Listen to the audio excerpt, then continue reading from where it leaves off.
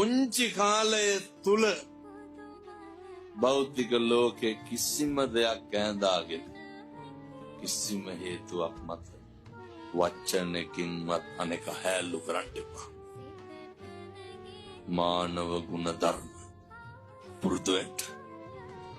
බුදුවරු දේශනා කරනවා මංගල කරුණවල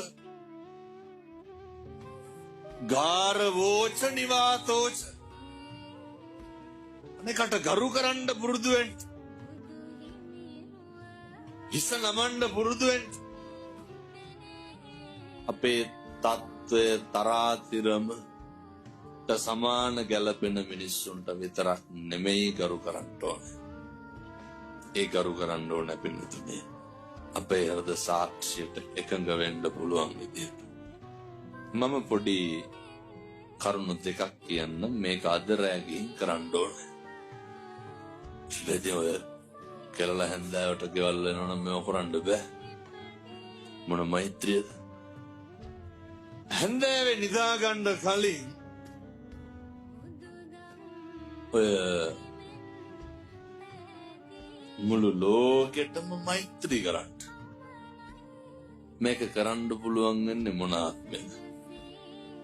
මිනිස්සු වෙලා ඉපදුනා විතරයි පින්නතු. මේවා සත්තුන්ට කරන්න පුළුවන්.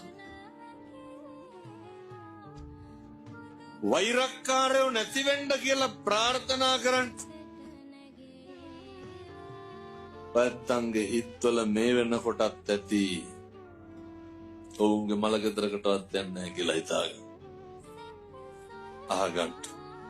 අපෙන් පලිගත්ත අපිට වෛර කරපු එදිරිවාදිකම් කරපු අපිට අකුල් හෙලපු අපිට නැති කාලේ නොබලපු සියලු දෙනාට බලන්න. ජීවිතේටවත් හැක් කරලා බලපු නැති මිනිස්සුන්ට බලන්න. මේ ටික හදාගන්න තියෙන ටික කාලය විතරයි.